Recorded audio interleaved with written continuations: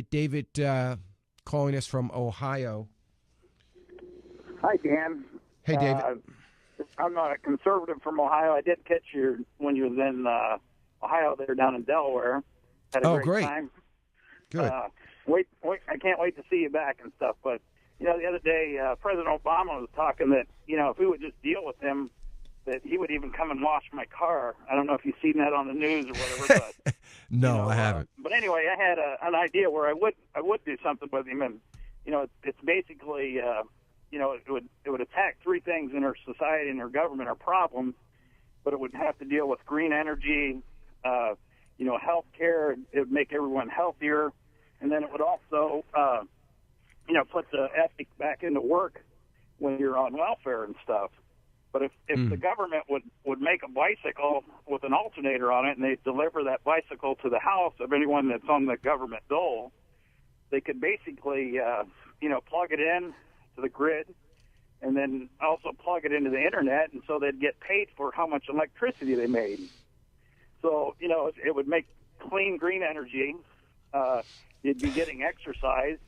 We wouldn't be demoralizing people by making them pick up trash alongside the road or something like that. But I can't see how the liberals could argue against that, because it would be three areas that, they're all for and stuff. And I would get my car washed too, Dan. So what do you think of that?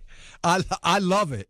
But unfortunately, the liberals would go nuts over it, because that would be that would be a violation, I'm sure, of somebody's rights. Somehow it would be unconstitutional. Somehow it would be unconstitutional. Yeah, you're right. So, somehow it would be unconstitutional. I like it, though.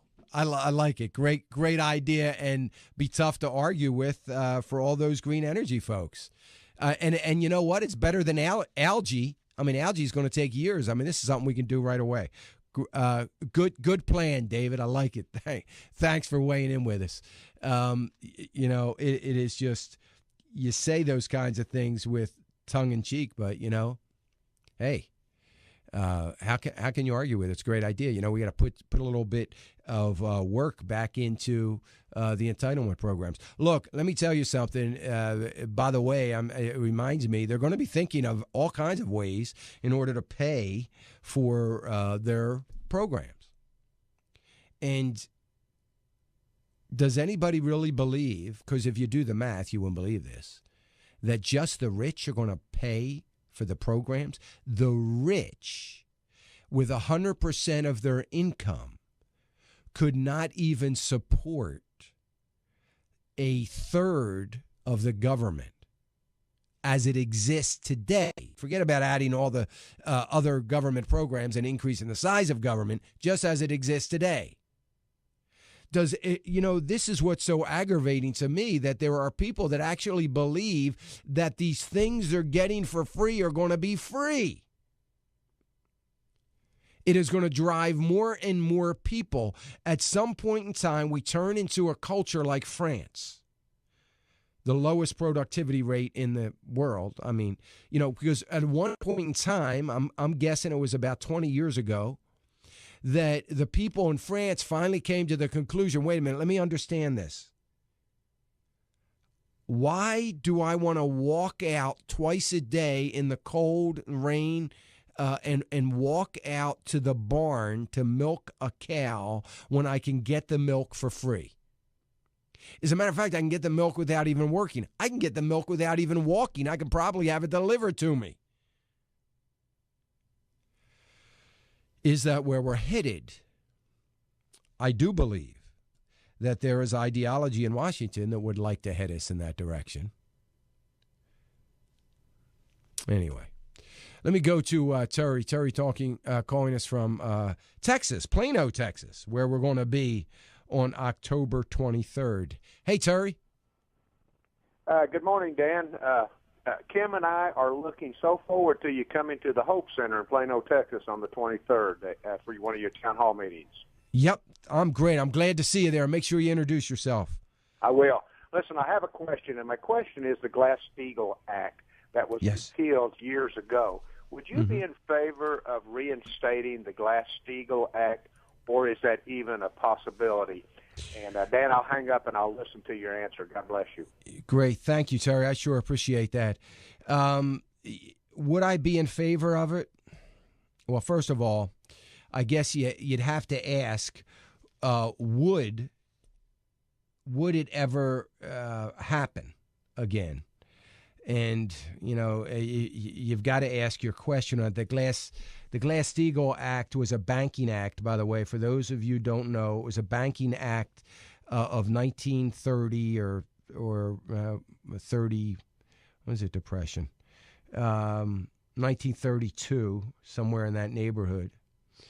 And it also ushered in FDIC insurance. That was part of the Glass-Steagall Act. It was named after two congressmen or senators. I don't remember which, whoever put the act forward. But nevertheless, there are parts of it. I'm trying to think about this so as to not get too deep into the weeds.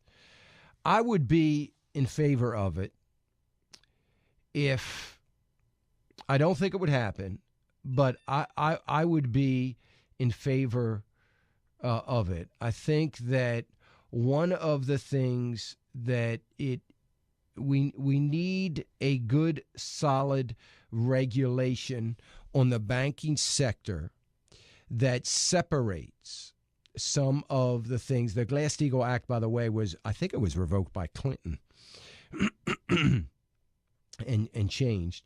I am not for, and everybody has heard me talk about the idea of these banks. We all know the banks have gotten too big. We know they've gotten too big to fail. But you've all heard me say, go to insurance company when you need insurance company. Go to banks when you need banking services. Go to brokerage houses when you need brokerage services. And, we need to keep that separated. So that certainly needs, I would be all in favor of breaking up the banks as they exist today. I would be in favor of that. That is not the position of a conservative, fiscally conservative, capitalist, free market kind of Wall Street person that I might be. So I would go against those that are not for that. But I do think there's got to be a breakup. There's got to be dramatic changes because we don't have a banking system that is capable of doing what is right for the financial system of the country. They're just not capable of doing it. And I don't know. Some would say it's because greed has overtaken so much of the banking sector. That may be true, but I think between pride, ego, greed, and this desire to grow bigger and bigger, and I think we do need to get smaller, and I think we do need, the banks are not capable of understanding that under certain banking rules and regulations, Glass-Steagall being one of them, there were reserve requirements as a part of that, and the reserve requirements have since gone out the door. They are sensible, practical reserve requirements, and we need to go back to some of that. There's no doubt about it. The laws to regulate those now are totally out of hand because we have regulators that aren't capable of regulating, because one of the reasons we're in the mess we are today is because of the inability to regulate. In other words, we can have all